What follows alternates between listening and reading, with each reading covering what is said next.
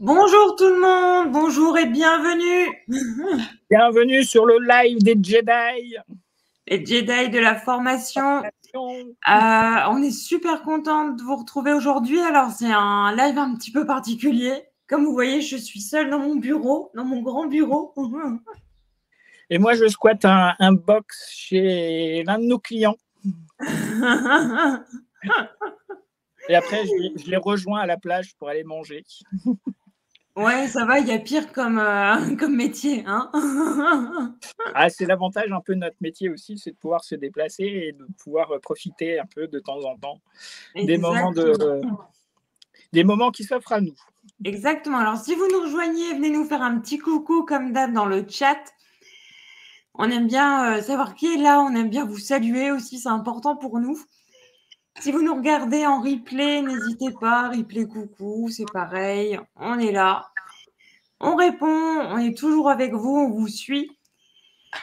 Et on est là pour vous. Bon, cool. Le sujet du jour, c'est quoi Donc, on a fait une petite annonce. Aujourd'hui, on va traiter d'un sujet extrêmement important pour ceux qui utilisent la classe virtuelle, le e-learning. Parfois, certains utilisent aussi cette pratique dans les formations en salle qui est l'usage de la vidéo pédagogique. Eh bien, j'insiste sur le mot pédagogique parce que c'est vraiment important. Même si de temps en temps, on peut utiliser de la vidéo standard à des fins pédagogiques. Mais là, on va parler plutôt de vidéos qui contiennent de la pédagogie. Ouais. Alors, c'est vrai que quand on parle de vidéo pédagogique, moi, je vois deux axes. Une vidéo que tu trouves sur YouTube, que tu peux aller chercher en cherchant un sujet bien particulier et tu cherches ta vidéo, et la vidéo que tu crées. Et donc, nous, on va plus s'orienter vers la vidéo qu'on crée nous-mêmes. La petite nuance, parce que chercher une vidéo sur YouTube, ça, je pense que tout le monde sait faire, sinon, on est mal. Ouais, et c'est vraiment la difficulté qu'on peut voir avec beaucoup de formateurs, c'est de ne pas se sentir à l'aise devant la caméra, de ne pas savoir s'y prendre sur comment je structure ma vidéo. C'est ça. Souvent, en plus, on a l'image, comme tu le dis, hein, sur les réseaux sociaux, sur YouTube, de voir des super vidéos, super shadées, avec des animations de dingue, des changements de plans, etc. Et ça peut impressionner et se dire, je ne suis pas capable de le faire. C'est compliqué pour moi, alors je vais être ridicule. Mais sauf qu'elles ont une destination qui est le divertissement. Et nous, ce qui nous intéresse, c'est la partie pédagogie et amener la connaissance, amener sans doute une pratique, ou en faire découvrir une pratique, faire un retour d'expérience, etc. Et donc, ça a une structure qui est un peu différente.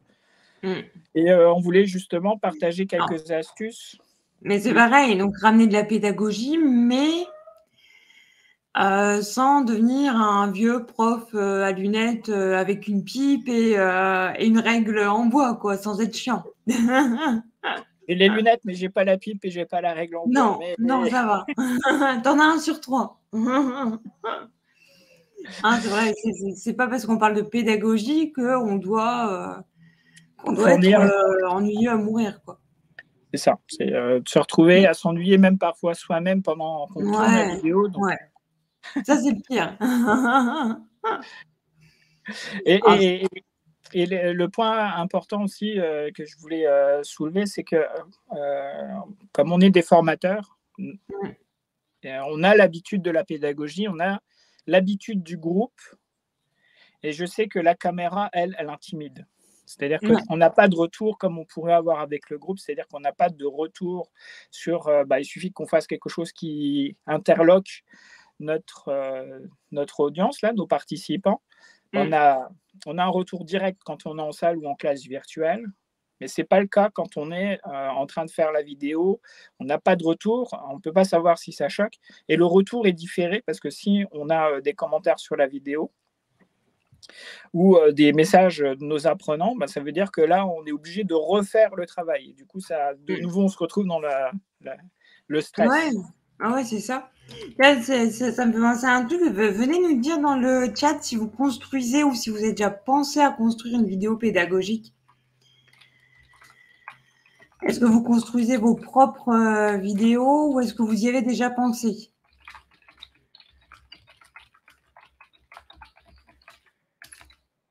Des fois, ça arrive, hein, on part sur un sujet.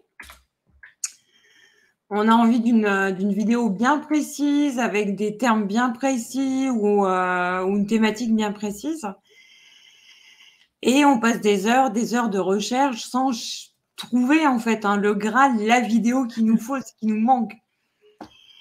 Et si vous êtes un peu têtu comme moi, bah, c'est hyper frustrant de devoir, d'être obligé de passer à autre chose parce que ce qu'on avait en tête n'existe pas.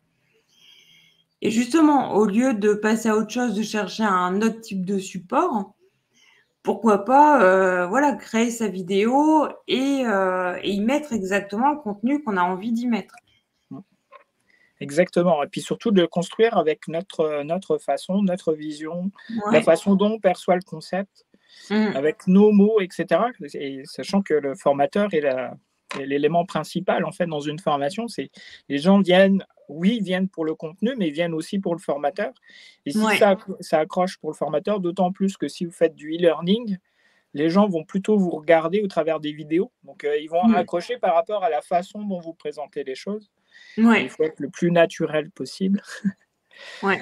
Alors, c'est vrai que dans le e-learning, il y a pas mal de.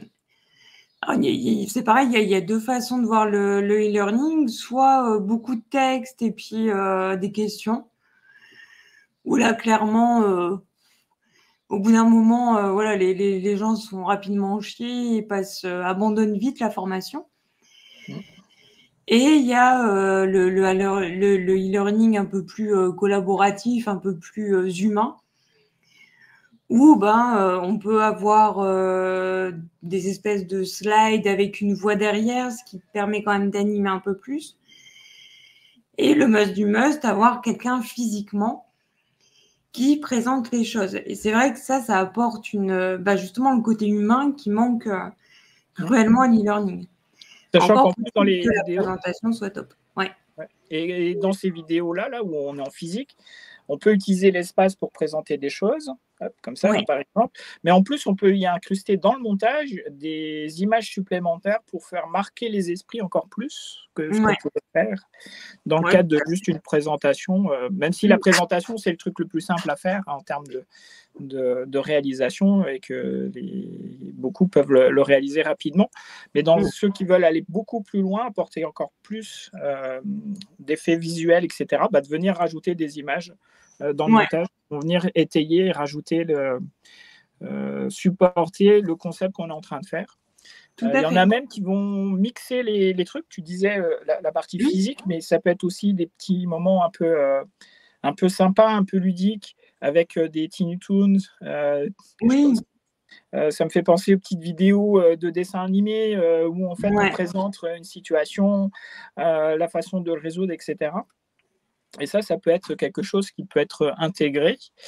Le tout, c'est que les vidéos ne soient pas longues, parce que là, la rétention, il faut imaginer les gens, quand on fait du e-learning, ils n'ont pas forcément l'heure ou les 2 heures d'attention qu'ils vont avoir, parce qu'ils sont dans un environnement différent, ils ne sont pas dans une salle de classe, ils ne sont pas dans une salle de formation, ils ne sont pas au bureau.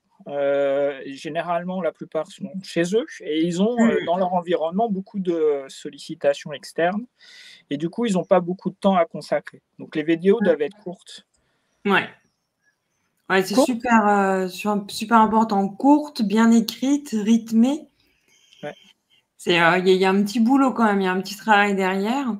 Ouais, ça demande beaucoup de préparation en fait. C'est la première astuce, c'est vraiment prendre du temps même si c'est que 2 minutes de vidéo ou de 5 minutes de vidéo, une fois qu'elle est prête, ben, ça vous demande quand même de la préparation en termes de script, Ouais. en termes de définition des concepts et de la façon dont on amène le concept. Donc, définir la partie pédagogique associée au concept qu'on apporte dans cette vidéo et de la façon de la présenter pour qu'elle soit la plus utilisable possible. Ouais. Et ce qu'il faut pas oublier aussi, c'est que la vidéo, c'est pas l'unique élément en fait d'une formation. Il faut qu'il y ait plein d'activités autour. Vous pouvez pas créer une formation en e-learning en vous disant je fais une vidéo, basta. Ça va pas marcher. Il va falloir voilà, réfléchir à oui, ok, je vais faire un peu de vidéo, mais elle est placée dans des endroits stratégiques de votre formation. Hein, c'est pas oh bah tiens, tout le monde fait ouais, la vidéo c'est sympa, j'ai un beau fond et j'ai une nouvelle iPhone qui fait des super vidéos. Faisons des vidéos. Et on fait que ça. Non, ça rentre vraiment dans un dispositif. Et justement, c'est à vous d'amener des activités annexes, peut-être des activités justement en regardant la vidéo. Mais bah, regardez, là, on va passer à la vidéo sur tel sujet. Et en parallèle, vous avez un petit questionnaire à remplir ou une activité à faire. Dans un livret, par exemple, un texte à voilà. trous, un pendu. Après, ça peut être aussi, dans certains cas, on peut mettre ça c'est peut-être la deuxième astuce qu'on peut partager, qui est utiliser des outils spécifiques quand on fait le montage. Ça me fait penser un peu aux outils H5P, Edpulse, Learning Apps qui permettent d'incruster dans la vidéo des moments spécifiques d'activité et pour lequel on va rendre plus interactive et va pouvoir maintenir une attention plus forte parce que justement on a ces moments interactifs qui se présentent. Ouais. Alors c'est vrai que la vidéo, ça demande une nouvelle compétence, même plusieurs nouvelles compétences, savoir écrire son texte, savoir faire l'acteur devant la caméra, savoir faire du montage parce que c'est rarement bon du premier coup. Hein. Et tout ça, c'est un petit travail supplémentaire à faire. Nous, on l'a fait avec Nico en autodidacte et ça s'est plutôt bien passé. Mais c'est vrai que c'est voilà, c'est une corde à votre arc. On a quand même suivi des formations spécifiques liées à la vidéo. Oui, oui. Pour justement appréhender plus facilement la caméra. On a suivi des techniques de prise de parole en public. On a appris des techniques pour le montage. On a appris des techniques pour pouvoir justement structurer sa vidéo, etc. Et c'est vrai qu'une fois qu'on s'y met, bah, disons qu'on a voulu essayer, on a voulu tenter, on a fait nos premières vidéos do it yourself. C'était pas franchement, voilà, c'était pas du niveau d'aujourd'hui. Au moins, c'était fait. Mais on sentait que ça manquait quand même de peps, ça manquait d'image, ça manquait de dynamisme. Et c'est pour ça qu'on s'est formé. Et on a bien fait. Et on a bien fait. Et voilà, après, c'est vraiment important d'aller chercher les compétences là où elles sont. On n'a pas la science infuse. L'autodidacte, à certaines fois, c'est très bien pour découvrir, pour aller loin si on est vraiment passionné sur le sujet. Mais quand on a une multitude de sujets, si on veut gagner du temps, on se forme en fait. C'est un des moyens les plus simples et les plus rapides d'acquérir la compétence. Et puis de se faire accompagner quand on peut, quand on a des gens extrêmement compétents qui vont nous aider à passer un cap aussi. C'est pas évident et là, pour ça aussi, c'est important de le faire. Ouais, tout à fait, tout à fait. Je pense à un autre outil aussi qu'on n'a pas évoqué, c'est Parcouro. Alors Parcouro, c'est mon bébé. J'adore cet outil. Je l'aime beaucoup parce que déjà, c'est un outil qui est gratuit. Donc, quand on veut débuter dans le e-learning et qu'on n'a pas forcément le budget pour investir justement dans une caméra, un trépied, des lumières, enfin de ce genre de choses, et qu'en plus, on doit acheter des logiciels et tout ce qui va avec, bah, du coup, Parcoureux, c'est un bon compromis. Donc, c'est sur Internet, hein, où on n'a rien à télécharger. Et en fait, c'est un outil qui permet de créer une formation e-learning et de structurer en fait ces modules à l'intérieur. Donc, on peut l'utiliser soit en formation e-learning, soit en structure de formation, en base pour structurer. Ouais, c'est vrai qu'on l'avait utilisé aussi pour notre animer une classe virtuelle. C'était Ouais, notre backbone. tout à Comme on fait. fait plusieurs rencontres, ben, les gens avaient un module et puis ils pouvaient aller voir des vidéos, ils pouvaient lire du texte, ils Ouais. récupéraient les livrets. On Et pouvait puis mettre des après, ben, liens. ouais, tout à fait. Moi, ce que j'ai vraiment apprécié, c'est que c'est personnalisable aussi. Tu peux mettre ton logo d'entreprise, tu peux mettre ta photo, mettre tes couleurs. Donc tout ça, c'est vrai que c'est un plus et tu gardes la main sur quand est-ce que ta formation est disponible, à qui tu peux la partager. Et tout ça, c'est vrai que c'est plutôt agréable et c'est très bien fait, c'est gratuit. Donc si vous voulez vous lancer, je vous le conseille fortement. Pour ceux qui ont un petit budget, c'est parfait. Et pour ceux qui, Ouais. pareil, hein, vous avez dans votre poche la meilleure caméra qui soit au monde, c'est celle de votre téléphone mobile, votre smartphone, Mmh. votre téléphone intelligent, comme diraient les Québécois. Ouais. Euh, Même euh, celle de l'ordinateur, hein. ou de Quand vous voulez, l'ordinateur. La plupart des caméras qui sont installées sur les téléphones, les ordinateurs, les tablettes sont aussi performants que les caméras il y a une dizaine mmh, d'années ou une quinzaine d'années et ça faisait déjà de belles vidéos. ouais. Donc voilà. Là aujourd'hui, moi, je suis en live avec le téléphone. Ouais, ce que je disais, il a une super qualité d'image, hein. Et donc, bah, oui, ça fait des vidéos qui sont propres. Après, il Mmh. faut apprendre à se positionner, à se cadrer, etc. Et c'est Ouais, une habitude à prendre. Et ça, c'est vraiment la partie préparation qui est importante, les tests qu'on peut faire ouais, tout à fait. dans ce style-là, en fait. Ouais. Il y a aussi un autre truc pour créer son contenu, en fait, hein, de texte, de vidéo. Vous pouvez utiliser plusieurs méthodes. Donc, vous pouvez livrer votre contenu comme ça, brut de pomme, et puis voilà, la personne se débrouille avec ça. Vous pouvez aussi utiliser une technique qui s'appelle le storytelling, c'est l'art de raconter des histoires. Donc, il faut que ce soit pareil, une histoire qui touche la personne qui est en face de vous pour qu'elle trouve un attrait et qu'elle ait envie de regarder l'activité suivante, un petit peu comme Netflix. Quand vous regardez des séries, votre épisode se termine et hop, vous êtes déjà avec la télécommande pour passer à l'épisode suivant. Alors, il faut essayer de provoquer la même chose chez son apprenant. Il faut essayer de lui créer des émotions, hein, et toujours garder à l'esprit que le plus simple, c'est souvent le plus efficace. Ça sert à rien de partir dans des trucs alambiqués où vous allez vous faire kidnapper par des extraterrestres en pleine vidéo. C'est pas ce qu'on vous demande, vaut mieux rester simple et proposer voilà quelque chose qui vraiment va amener de l'intérêt à votre participant. Ouais, tout à fait. Et il y a Les aussi histoires. alors Oui. ouais, excuse-moi, je termine juste avec ça. Il y a aussi sur YouTube, on voit pas mal de tutos et justement quand tu m'as parlé de ça, je pensais à ma fille. Ma fille regarde pas mal de vidéos de gens qui regardent des vidéos et qui commentent.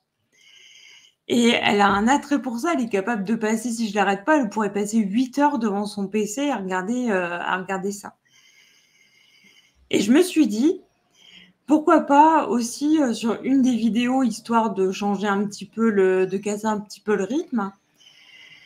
Imaginez, par exemple, je sais pas moi, vous êtes, formateur en cuisine ou en boulangerie. Il y a quelqu'un, vous prenez une vidéo de quelqu'un qui fait son pain et vous la commentez, vous apportez votre expertise par au-dessus. Ça pourrait être intéressant aussi. Ouais, tout à fait, et ça apporte quelque chose de différent. C'est-à-dire que vous avez votre œil d'expert qui est en train de décortiquer, soit le geste technique ou soit, la partie qui est Ouais, importante de c'est ça, quelqu'un qui est en train de le réaliser, en fait. c'est ça. Et je lui ai peut-être aussi montré les erreurs, hein, s'il y en a. Ça peut être pas mal de dire, bah tiens, moi je fais pas comme ça, et puis justement venir argumenter derrière. Bah, là, après, tu peux venir carrément mettre peut-être plusieurs cas, c'est-à-dire, Ouais, des cas différents, et de montrer les différences qui peuvent exister et puis d'indiquer celle qui semble qui peut-être la meilleure correspond ou la mieux. plus Ouais. adaptée ou la plus usitée aussi Mmh. potentiellement. Ouais. Ouais, Et ouais, ça tout à marche pour plein de domaines. ouais. Bah, ouais, ouais, ma fille, elle regardait sur des jeux vidéo, des gens qui regardent des vidéos de personnes qui jouent aux jeux vidéo. Aux jeux vidéo. Et derrière, elle trouve des astuces aussi pour elle jouer, sur ces jeux-là. C'est ça, c'est ça, et ça fait un carton sur YouTube, donc Ouais, mais bon, on n'est pas des enfants, quoique. ouais, mais moi, des honnêtement, je regarde avec elle, j'en ai regardé quelques-unes avec elle et c'est vraiment pas mal, hein, c'est vraiment bien. Parce que justement, tu l'œil de l'expert Mmh. et voir l'autre version, les personnes apportent vraiment quelque chose et c'est ça qu'on recherche, en fait, c'est l'apport supplémentaire, pas juste une vidéo. Du coup, si on demandait un peu à notre audience là, bah, quelles est les astuces, quelle serait l'astuce pour eux qui pourraient mettre en place demain dans leur prochaine vidéo, pour le e-learning? Donc on a, une structuration, une préparation, heu, pour pouvoir justement avoir des plans différents, des cadrages différents, du contenu différent avec un script qui est adapté. Et puis, ensuite on a, donc ça c'est la première astuce. La deuxième astuce, c'est lié au storytelling, donc Mmh. l'histoire pour pouvoir venir agrémenter et cetera, pour lequel on peut aussi utiliser en plus, Ouais. les images, un peu de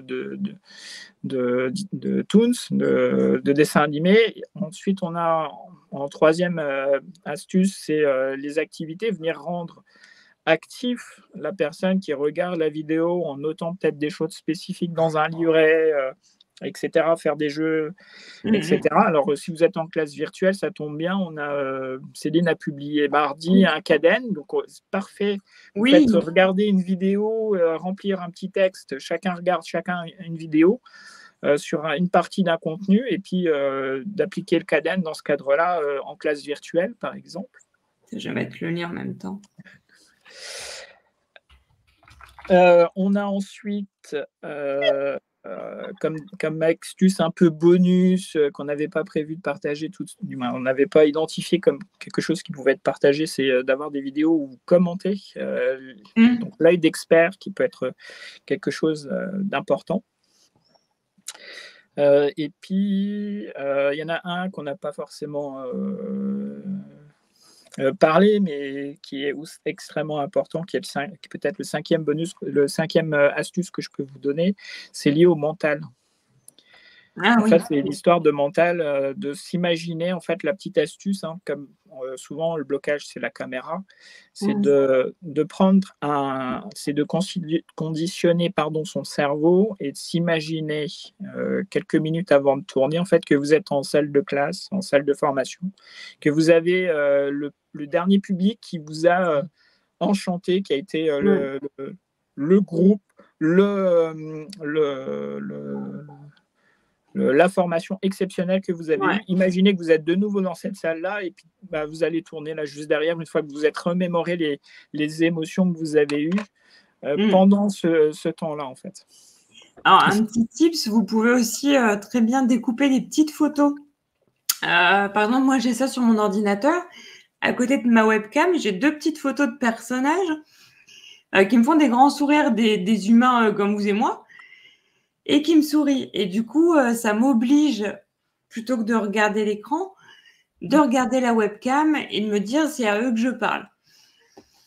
C'est, c'est tout con, mais ça marche bien. Ouais, tout à fait. Voilà, on arrive tout doucement au bout de ce live qui sera peut-être un peu plus court que les autres, puis encore, quoique Ouais. ça peut faire. Oui. Dites-nous en commentaire quelle est l'astuce qui vous a plus plu ou celle que vous voudriez essayer. Si ça vous a plu, n'hésitez pas à nous faire des likes, des petits pouces, Ouais. d'apporter un commentaire, même si vous êtes en replay, n'hésitez pas à mettre replay et à répondre. On partagera avec vous d'autres éléments, ou si vous avez d'autres questions, n'hésitez pas. La semaine prochaine, on sera le 23. Le 23, et on va retraiter d'un sujet autour de la vente, Ouais, la commercialisation. Premier client. Et oui, on a vu que dans le groupe, plusieurs membres débutent, et donc du coup, de les aider à trouver leur premier client. Ouais. On sait que c'est difficile, généralement, de décrocher déjà ne serait-ce que le premier client. Et puis, on va vous donner quelques astuces pour pouvoir le faire. Ciao. C'est tout bon? Ouais. À la semaine prochaine. À la semaine prochaine. On sera l'un à côté de l'autre la semaine prochaine. Ouais, tu reviens dans mon bureau. Yes. Bye. Bye.